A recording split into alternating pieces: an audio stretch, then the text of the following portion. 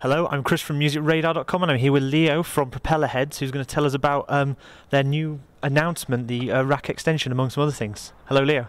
Hi, how are you doing? So, rack extension, you've just told all of us in there, but maybe you could tell some of our readers about it.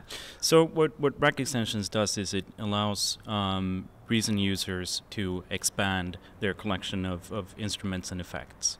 And it allows them to expand them with the stuff that they need for their music, and regardless of whether that's instruments or effects created by Propellerhead or some other developer.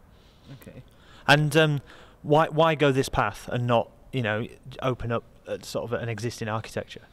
There's a lot of things that we believe that plugins don't do as good as they should, and that we believe that we've been able to make better with rack extensions. And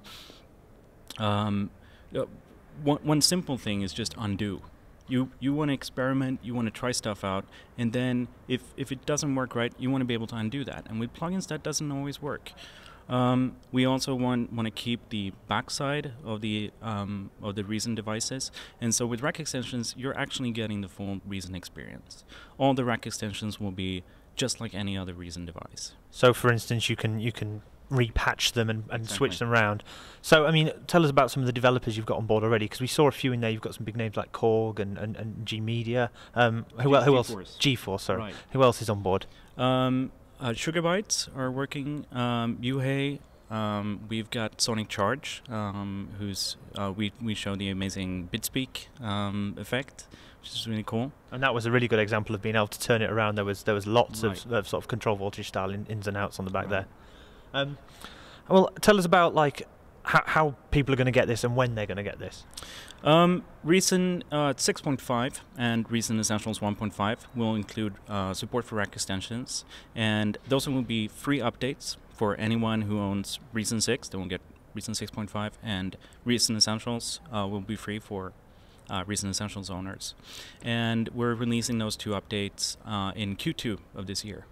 And with regards to the third-party developers, I mean, are there going to be a mixture of existing sort of plugins that exist in the VST format, for instance, rebranded for you, or sort of remodeled for Reason, and original plugins? Or, I mean, what can we expect on that app store? The first, it is an app store, really, sort of the plugin store when it launches. It will be some of both. Some of the plugins that we were, some of the rack extensions that we were looking at during the presentation have previously been available as VST and AU plugins, and are being remade for the rack extension format. But we're also seeing a couple new developers. Ernst mentioned Pef, who's a long-time Reason user and really well-known in the Reason community. He's working on his first new thing for the rack extension technology. So we'll see a lot of new things, I think. And it's developing something for the rack extension technology. We've taken care of a lot of the time-consuming and frustrating things about plugin development.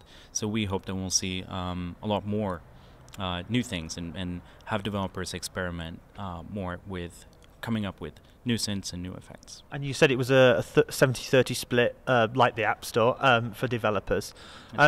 And they set the prices. I mean, from a Propellerhead point of view, where would you like to see those prices be? I mean, do you see it being better value than a VST, or is that really up to the developers? I mean, do you have any say? That's really up to the developers. Okay. So we might see plugins on the App Store that are more expensive than Reason itself. That's definitely possible. We have some limit, but I don't know what it is. But the limit is set pretty high. There will also be the possibility of giving away rack extensions for free.